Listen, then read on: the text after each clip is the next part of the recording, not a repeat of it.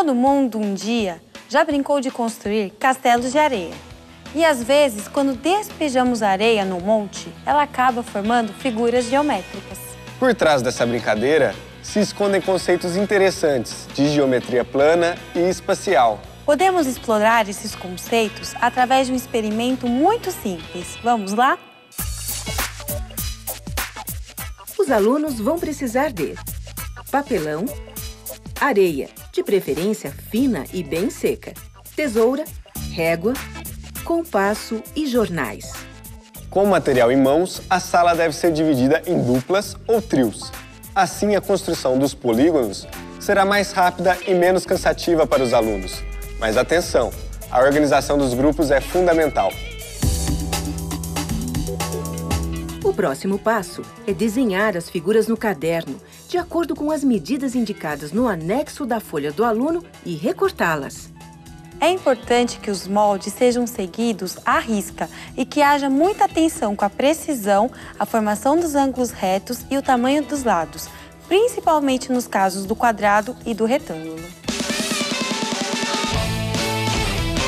Depois, cada grupo deve despejar aos poucos a areia sobre os polígonos até que ela se estabilize sobre o papelão. Isso acontece quando o monte não retém mais a areia, que começa a cair fora do polígono formado. É aí que começam a surgir as divisões de plano a partir dos vértices. É o que chamamos de espinhas do polígono.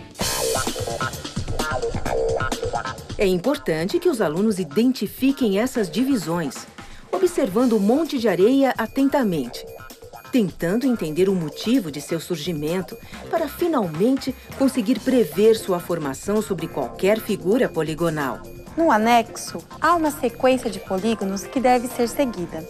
Os 3 primeiros servirão para os alunos criarem hipóteses sobre as espinhas que observarão em cada montanha, tentando prever como elas serão nas 3 últimas figuras.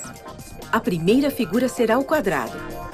Após despejar areia, os alunos precisam ser questionados sobre a origem das linhas, como elas surgiram e o que essas linhas representam em um quadrado.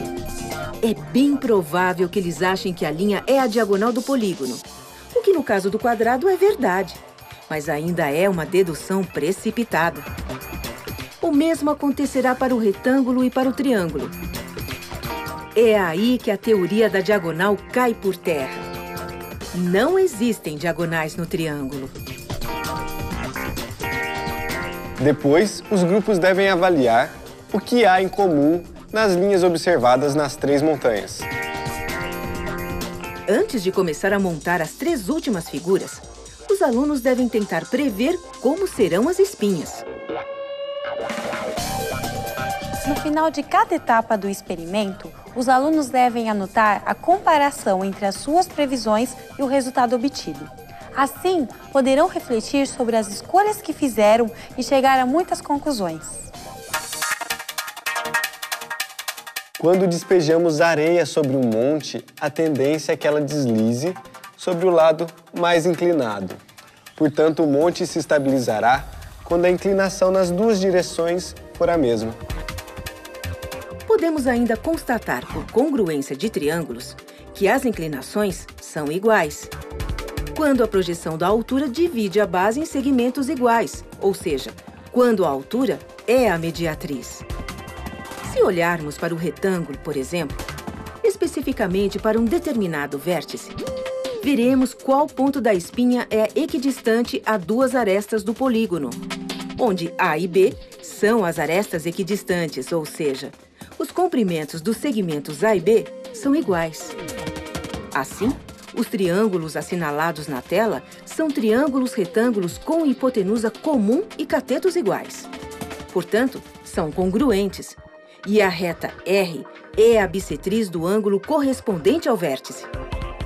Como para cada ponto desta reta a distância dos lados A e B são iguais, podemos dizer que cada ponto é o centro de uma circunferência que tangencia estes 2 lados.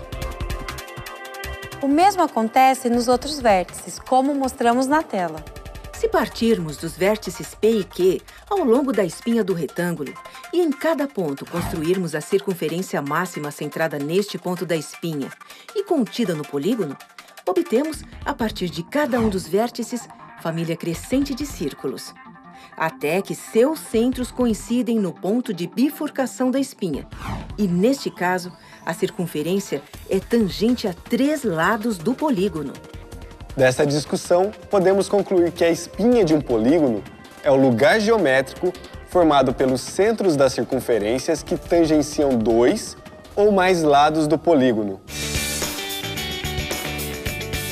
Para concluir, os alunos devem realizar a atividade final da folha do aluno: criar um polígono convexo e, antes de despejar a areia, desenhar uma previsão do que acreditam que será a espinha desse polígono. Depois, eles devem despejar a areia sobre a figura e comparar com suas previsões. É importante os alunos entenderem a matemática envolvida no experimento. Boa aula, professor! Valeu!